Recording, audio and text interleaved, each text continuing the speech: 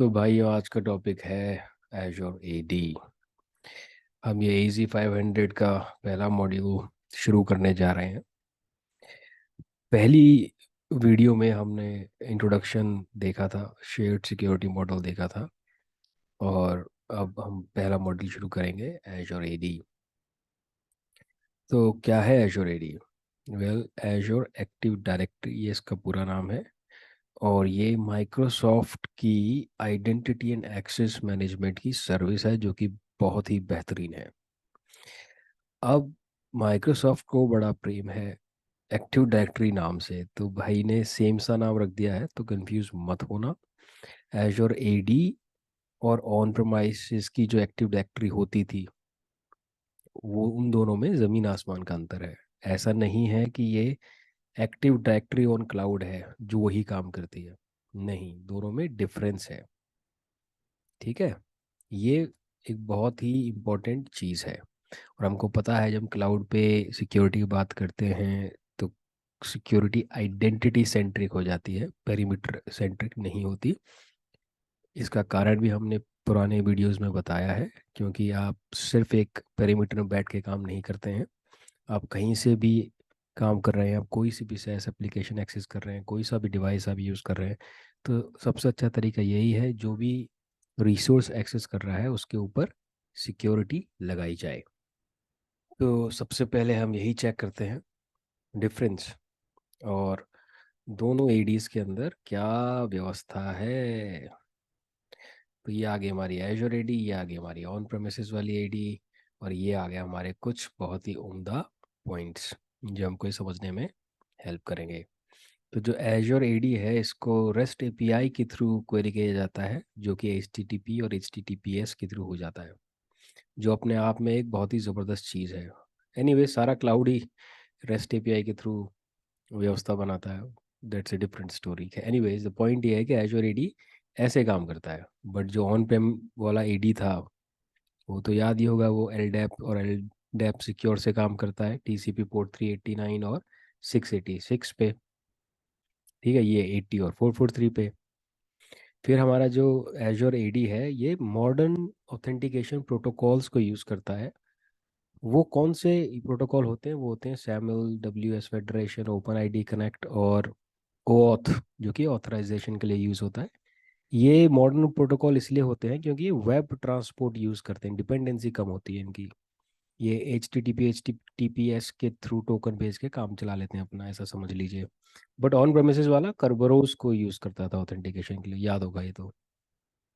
अब जो है, जो रेडियो एक फ्लैट स्ट्रक्चर होता है, इसमें हायरार्की होती थी, ट्री टाइप स्ट्रक्चर, याद होगा, तो रिवर्स ट्री कर देते थे ऐसे ऐसे ऐसे, है ना।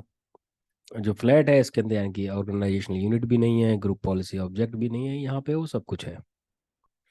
ठीक है, फिर अगर आपको फेडरेशन की आवश्यकता पड़ती है, ये कहाँ आ गया, हाँ, तो इसके अंदर बिल्ट इन फेडरेशन सर्विस होती है। इसको और फेडरेशन चाहिए तो इसको ADFS इम्प्लीमेंट करना पड़ेगा दूसरे सर्विस जो होते हैं।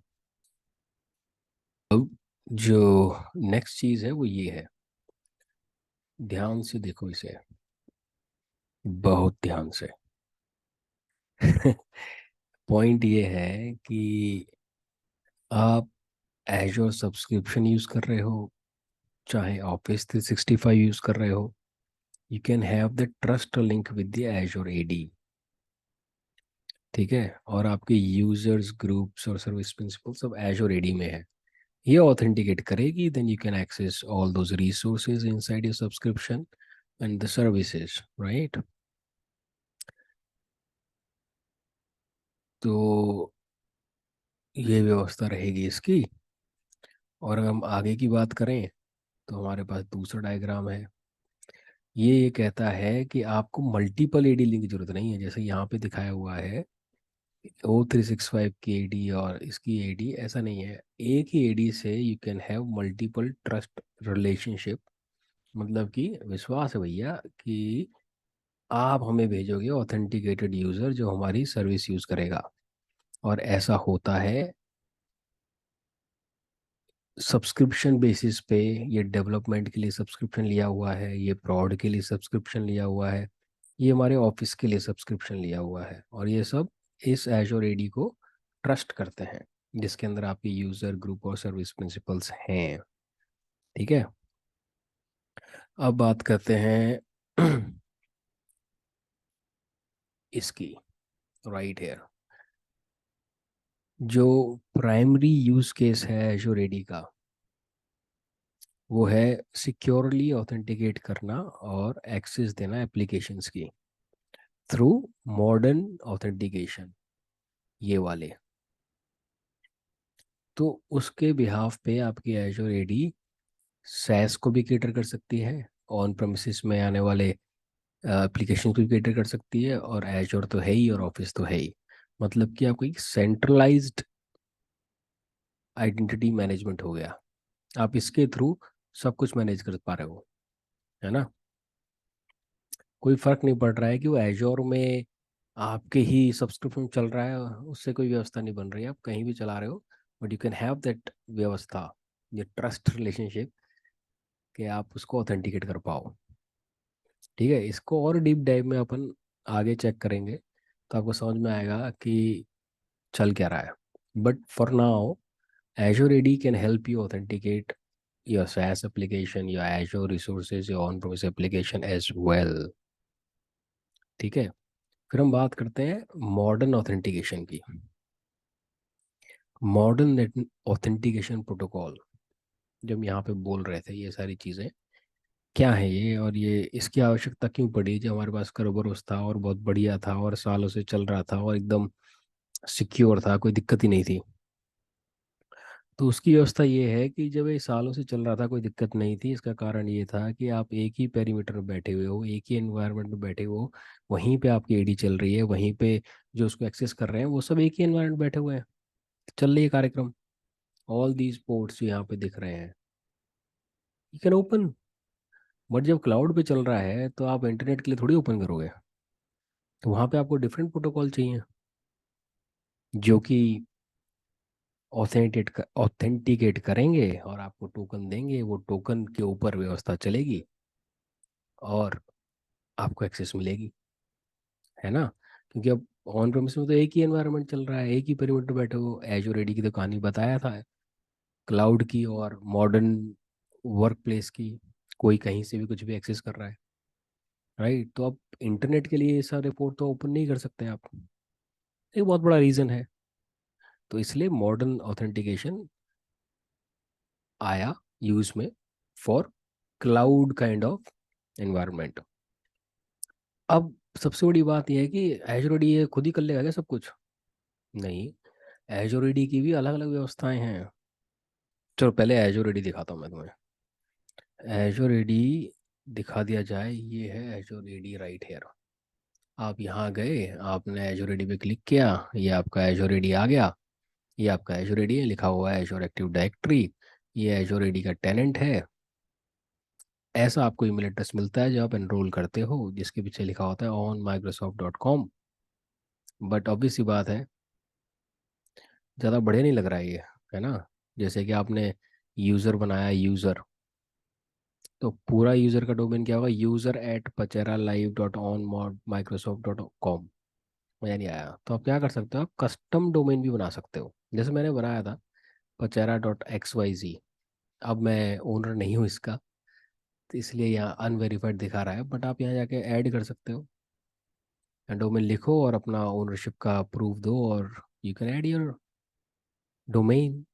So it could be anything, abc.com और वट, जो आप यूज़ कर सकते हो अपने यूज़र्स के साथ, है ना। तो अब बात रहती है लाइसेंसेस की। तो एजोर एडी जो है, इसके चार तरीके की व्यवस्थाएं हैं। एक है फ्री वाला, एक है ऑफिस का फ्री वाला, एक है P1, एक है P2। ठीक है, ये चार हैं।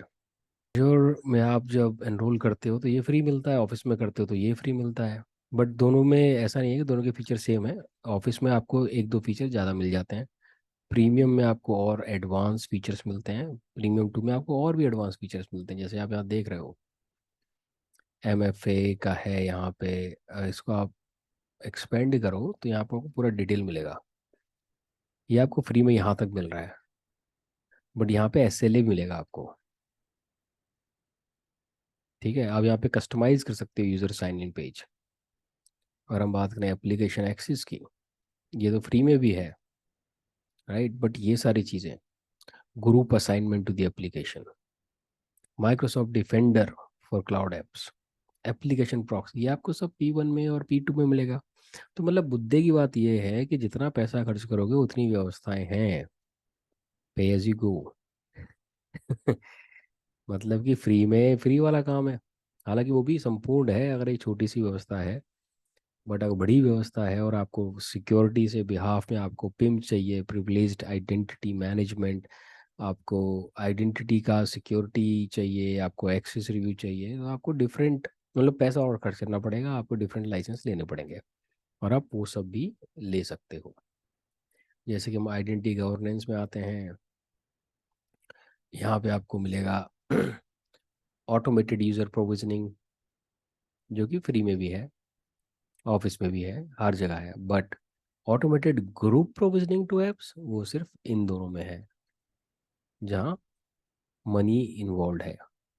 एंटाइटलमेंट मैनेजमेंट, जो कि अपने आप में एक बहुत ज़बरदस्त चीज़ है, जो कि P2 में मिलेगा, उसके लिए आपको ज़्यादा पैसा खर्च करना पड़ेगा। सेम गोज विद द पेम, जो मैं बोल रहा था, प्रिविलेज्ड आइडेंटिटी मैनेजमेंट, ज़्यादा पैसा खर्च करना पड़ेगा। तो वो व्यवस्था है। तो नथिंग सो ड्रामेटिक और कंफ्यूजिंग, वेरी सिंपल। जैसे एजोर में होता है, जितने स्क्यू उतने पैसे, स्टैंडर्ड स्क्यू स्टैंडर्ड पैसे, प्रीमियम स्क्यू प्रीमियम पैसे। तो फ्री वाले का कोई दिक्कत नहीं है, बट हाँ, फ्री वाले के अंदर ही पर्याप्त मात्रा में सिक्योरिटी आपको मिलेगी। P1 में आपको एडिशनल सिक्योरिटी मिलेगी, P2 में आपको और भी एडिशनल सिक्योरिटी मिलेगी। तो एजोर एडी के अंदर भी डिफरेंट लाइसेंसिंग सिस्टम है, डिफरेंट एडिशंस हैं एजोर एडी के। तो आज के सेशन को यहीं ख़त्म करते हैं। तो आज हमने क्या पढ़ा, आज हमने समझा है, अगर अपनी PPT पे वापस जाएं, सबसे पहले कि एजोर एडी जो है वो ऑन प्रेम वाली एडी नहीं है, ये उसके बीच में डिफरेंस है। और एजोर एडी से आप एजोर सब्सक्रिप्शन को एक्सेस करने वाले लोगों को, यूज़र ग्रुप को वेरीफाई कर सकते हैं। आपको अलग अलग टेनेंट नहीं चाहिए, एक ही टेनेंट का ट्रस्ट रिलेशनशिप बन सकता है। एजोर एक्टिव डायरेक्टरी आपके SaaS एप्लीकेशन, ऑन प्रेम के एप्लीकेशन और माइक्रोसॉफ्ट क्लाउड के ऑफिस सबको वेरीफाई कर सकती है, सेंट्रलाइज मैनेजमेंट हो सकता है। और मॉडर्न ऑथेंटिकेशन इस कारण हुआ था, ये आपके मॉडर्न ऑथेंटिकेशन है। तो चलिए मौज करिए, मिलते हैं अगले वीडियो में।